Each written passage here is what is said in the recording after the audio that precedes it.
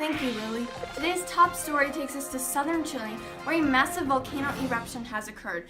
The ash protruding from the eruption is covering skies across the country. Today we've brought in renowned photosynthesis expert, Professor Arno von Mueller, to talk about the effects this cloud will have on plant life and ultimately the lives of humans.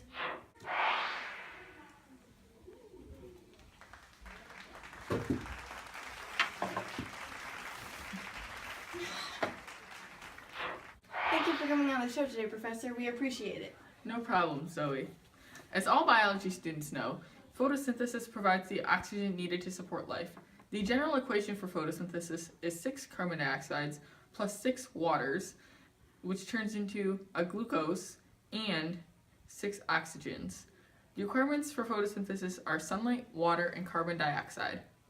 Obviously, if there's a giant ash cloud in Chile, there isn't much sunlight. So does temperature affect photosynthesis also? Yes, it does. In Chile, it will slow down photosynthesis because the temperature will decrease. There is an optimum temperature for photosynthesis.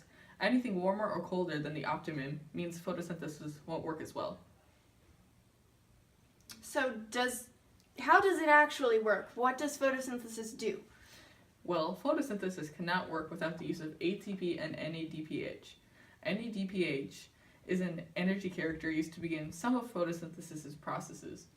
ATP is a high-energy molecule that is known as the energy currents of life. So where does photosynthesis actually take place? Well, as you can see in this picture, photosynthesis takes place in the chloroplast of plant cells. The chloroplast, which looks a bit like a green jelly bean, is made up of an outer membrane and inner membrane thylakoids, which look like the little discs, granum, which is a stack of the little discs, and the stroma, which is the fluid inside the chloroplast.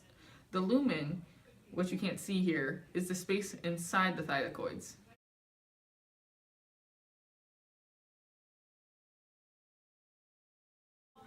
So are there specific stages of photosynthesis? Oh yes, there are. The stages are known as the light and dark reactions. The light reactions take place on the thylakoid membrane, and the dark reactions take place in the stroma. So what happens during these stages? In the light reactions, the ATP and NADH is made and sent to the dark reactions. The light reactions start with the splitting of water. This splitting creates hydrogen ions, oxygen, and electrons. The oxygen is released from the plant as waste. The importance of this for the Chileans is that when photosynthesis slows down, there's less oxygen produced. The hydrogen ions stay in the lumen. So where do the electrons go? They go to the electron transport chain, or the ETC. The ETC transports electrons from photosystem 2 to photosystem 1. At photosystem 2, light is absorbed. Chlorophyll is a green pigment that absorbs light. The light absorbed by chlorophyll is sent to the reaction center. The electrons are sent through the ETC.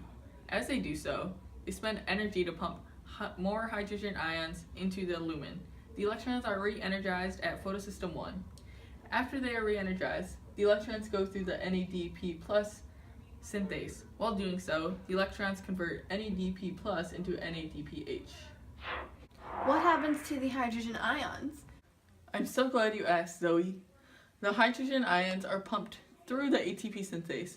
In doing so, they provide free energy to convert ADP into ATP. This is done in a process called chemiosmosis. The ATP and NADPH are sent to the dark reactions. What happens in the dark reactions? Well, as you know, the dark reactions take place in the stroma. Remember the 6 carbon dioxides the plant needs for photosynthesis? Now we will use them. The carbon dioxides combines with RUBP with the help of Rubisco. The resulting molecule is PGA. PGA is turned into PGAL through the use of NADPH. There are 6 PGAL in total. One is turned into either 1/2 of a glucose or other fats, proteins, and carbohydrates. The other 5 are turned back into RUBP with the use of ATP. In total, 9 ATP and 6 NADPH are used to create 1/2 of a glucose. I think some of our listeners would like to hear some more about chlorophyll. Well, I'm always happy to help. Chlorophyll can actually be classified as chlorophyll A and chlorophyll B. Chlorophyll A captures red light the best, and chlorophyll B captures blue light the best. But don't leaves change color in the fall? Yes, they do. That is because chlorophyll goes dormant and the carotenoids take over. They are what makes colors in the leaves change. Thank you, Professor. That was a most informative and interesting interview. It was my pleasure, Miss Simone.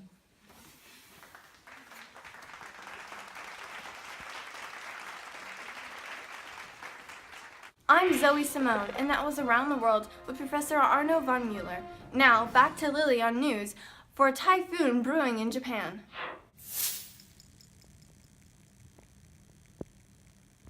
Welcome, Professor. Thank you for being on our show today. Thank you. No problem. Thank you. Oh my God.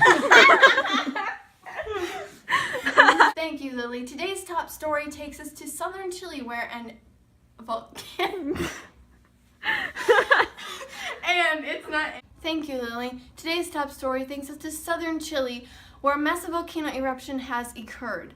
Oh my God!